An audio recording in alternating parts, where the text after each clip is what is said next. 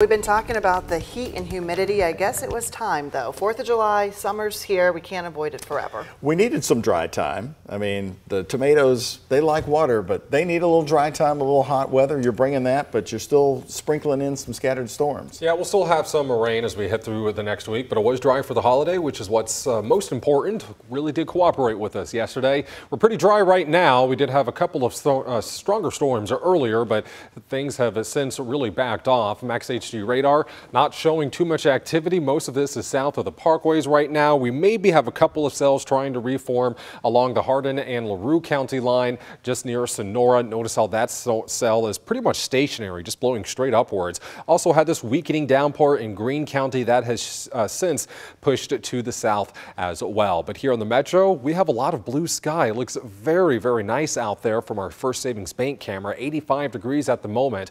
Our weather headlines, a few more isolated storms tomorrow. I think they'll be slightly more numerous tomorrow, but our risk for severe weather is going to be low. Our weekend is trending wetter, however. Saturday was originally looking somewhat dry. Now I think our rain chances on Saturday have increased a good deal. And although it's not going to be as hot over the next few days, I still think we'll be contending with a bit of that humidity. As we look at futurecasts, it's a little warm on those temperatures at the moment, but overnight upper 60s to the low 70s across the area, dry and humid for us.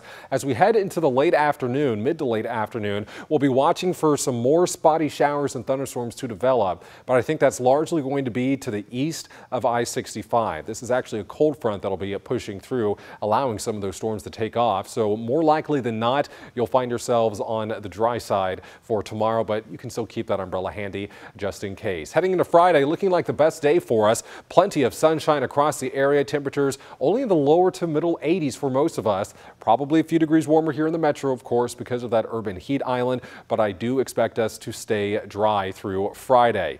Saturday is when things begin to change. Dry initially, but as we head into the early afternoon, we'll be watching for more widespread thunderstorms to form, and those could be on the heavier side, but much like today and tomorrow, we just don't really have the support for severe weather. Now, we could have a few stronger thunderstorms, but generally that risk is pretty low.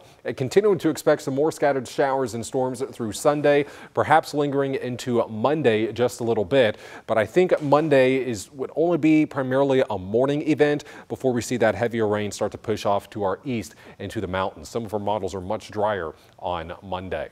Here's our hometown forecast for tomorrow. Again, a few of those storms, even though our highs are going to be normal, which is the upper 80s, it's going to be very humid.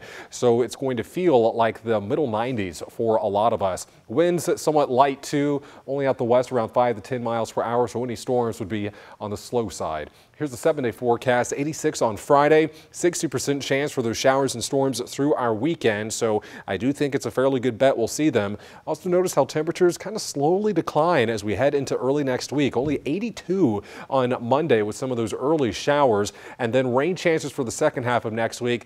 A little bit more uncertainty with those, but still not seeing any extreme heat showing up.